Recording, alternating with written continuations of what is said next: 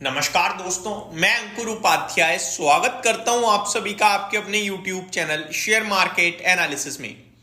बाजार में परेशानी बढ़ते हुए दिख रही है दोस्तों, लेकिन अच्छी बात यह है कि मिड कैप और स्मॉल कैप आपके लिए एडिशनल वीक नहीं हो रहे हैं, केवल निफ्टी ही वीक होता हुआ दिख रहा है। बाकी ब्रॉडर मार्केट में देखोगे तो मार्केट ब्रेथ वीक जरूर है, लेकिन उतनी ज्यादा नहीं है कि आपको ज्यादा परेशानी हो। आपकी पोर्टफोलियो लाल निशान में जरूर हो सकती है, लेकिन ऐसा नहीं है कि आप दर्द में देखो। आधा परसेंट, 1% या फिर उसके आसपास ही थोड़ा बहुत नीचे होगी, ज्यादा नीचे नहीं होगी। Reason being mid cap index बिल्कुल फ्लैट टू नेगेटिव है, कुछ खास नहीं कर रहा, और स्मॉल कैप आधा परसेंट नीचे है। नीचे है आपका निफ्टी 0.62%, नीचे है आपका सेंसेक्स 0.65%, और बैंक निफ्टी आपका हरे निशान में है। निफ्टी बड़ी चिंता का विषय बनता हुआ दिख सकता है आने वाले समय में।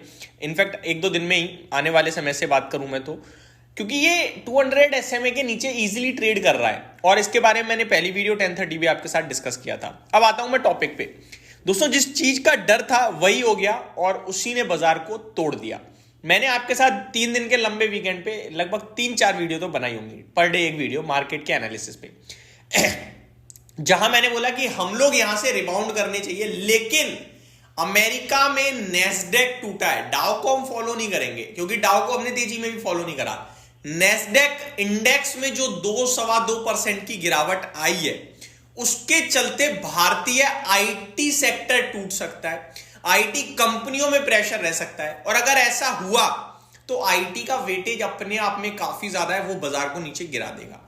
ये चीज मैंने आपके साथ प्रॉपरली शेयर करी थी। जो मेरे साथ वीकेंड पे जुड़ा था उन्होंने देखा होगा हमारी वीडियो में, और एग्जैक्टली वही हुआ है। अगर मैं आईटी स्टॉक्स की बात करूं तो पहले सेक्टर समझ लीजिए। 3% क्रैश हो गया है सेक्टर। 41,080 पे आपका आईटी इंडेक्स करंटली ट्रेड कर रहा है। 1300 पॉइंट्स की गिरावट है, one sided 1300 point single day में टूटा है आईटी इंडेक्स, डे लो पे ट्रेड कर रहा है दोस्तों। अब आईटी स्टॉक्स की बात करूं मैं तो 12 आईटी स्टॉक्स आईटी इंडेक्स में है, और 12 के 12 लाल हैं। अब आप देखिए गिरावट कितनी है। कोफोर्ज 2% नीचे है, एचसीएल टेक 2% नीचे है, इन्फोसिस 3.5% नीचे है। इन्फोसिस है ये 3.5% नीचे। एलटीआई माइंट्री 3.5% नीचे, LTTS 2.5%, emphasis 2.5%, persistent 2.5%, persistent 2%, sorry, TCS 3.5%। यानी निफ्टी से इन्फोसिस, टीसीएस 3.5% नीचे है। ये इतना गिर जाएंगे तो फिर बाजार को कौन बचा पाएगा? फिर तो आपको रिलायंस को ऊपर करना होगा, या आईसीआईसीआई बैंक या एचडीएफसी बैंक को ऊपर करना होगा। वो ऊपर दिख नहीं रहे तो बाजार तो टूटना ही है।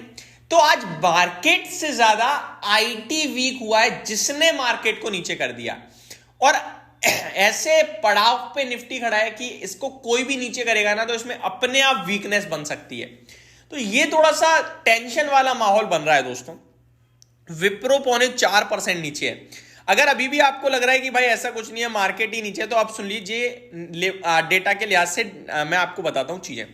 आपका निफ्टी 150 पॉइंट नीचे है। अब देखिए आप कंट्रीब्यूशन, इन्फोसिस 65 पॉइंट कंट्रीब्यूट कर रहा है निफ्टी को गिराने में, और टीसीएस कर रहा है 41 पॉइंट कंट्रीब्यूट निफ्टी को गिराने में। इन दोनों को प्लस कर दीजिए, 105 पॉइंट की गिरावट टीसीएस और इन्फोसिस की वजह से आ रही है, 105 पॉइंट की। और निफ्टी टोटल कितना डाउन है?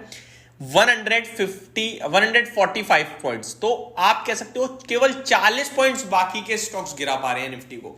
अगर इसको भी मैं और स्पेसिफिकली बोलूं तो रिलायंस 17.5% नीचे घसीट रहा है, और एक्सिस बैंक 12 पॉइंट्स नीचे घसीट रहा है।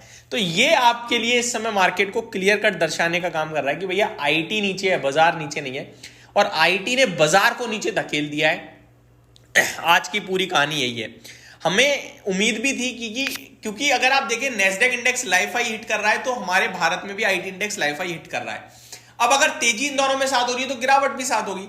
तो वहां जैसे ही आपका नेस्डेक टूटा, नेस्डेक में बड़ी गिरावट आई है फ्राइडे में, आपको बता दूं 425 पॉइंट टूटा है, मोर देन 2% नीचे था, तो आईटी का गिरना बनता था। अब सवाल उठता है कि आगे क्या? दोस्तों आगे क्या का देखो, आईटी को लेकर सबसे ज्यादा कंफ्यूजन है इस समय मार्केट में। 2 तरीके के स्टॉक्स हैं। पहला, जो ऊपर से अच्छी खासी करेक्शन दिखा चुके हैं, खराब दिख रहे हैं, लेकिन कंपनियां अच्छी हैं, तो हमारा ये है कि यार गिरावट में अच्छी कंपनियों को खरीदने का मौका बनता है। अब आईटी इस मार्केट की करेक्ट में करेक्ट ही नहीं हुआ, अच्छे तो है लेकिन करेक्ट ही नहीं हुआ। तो अगर वो करेक्ट होना शुरू हुआ तो उसके पास तो जगह अच्छी खासी है करेक्शन के लिए। वहीं दूसरी तरफ एक बड़े तादाद में ऐसे लोग भी हैं जो कह रहे हैं कि मार्केट की गिरावट में भी आईटी नहीं गिर रहा है, यही पैसा लगाओ। तो वहां पे डिसीजन मेकिंग बहुत मुश्किल है दोस्तों।